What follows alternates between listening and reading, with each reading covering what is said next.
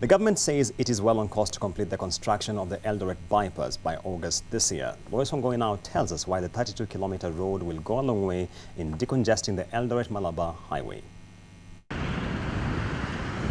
The construction of the Eldoret bypass is now about 60% complete, according to the Kenya National Highways Authority. The main scope of the pending work entails construction of 3 major interchanges and bridges at 3 points.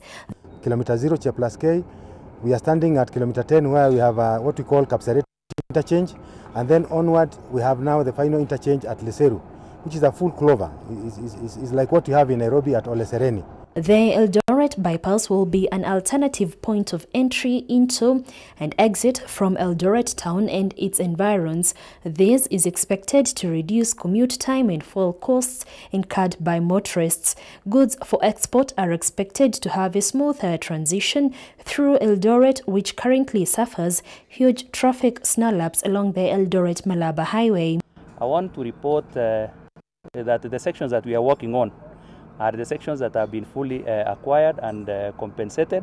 Now, KENHA says the government, through the National Land Commission, has settled an estimated 360 affected persons, covering 40% of the projected persons who will need compensation. The Eldoret bypass will be a 2-lane single carriageway, complete with 3 separated junctions, 7 bridges and social amenities. Lois Wangoi, NTV Business, Eldoret.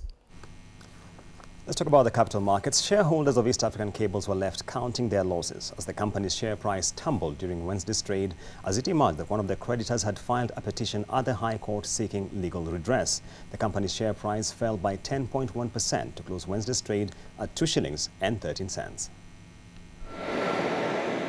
Fortunes have been dwindling for East African Cables, with its sales having plummeted to 1.6 billion shillings in 2018. Down 68% from the 5.1 billion shillings registered in 2014, in what the company has attributed to a slowdown in the construction sector and power connectivity projects.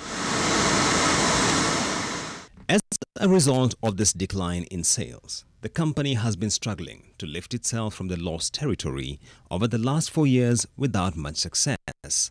In its latest filing covering the full year 2018, East African Cables registered a 568 million shillings loss after tax, a slight improvement from the loss registered in 2017.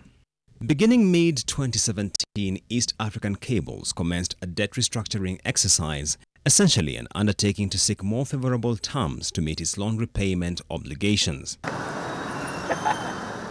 It is the filing of a petition before the High Court by SBM Kenya earlier this week, which has elicited concerns around the financial health of East African Cables.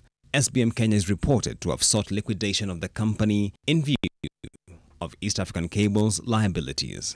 In a statement, however, East African Cables says it continues to actively engage all its creditors in completing the remaining phase of debt restructuring, which includes the debt by SBM Kenya Limited.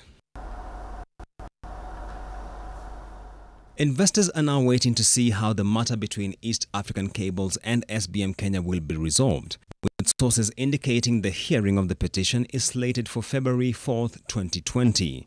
The slump in the company's share price saw shareholders lose 56.4 million shillings in market capitalization during Wednesday's trade.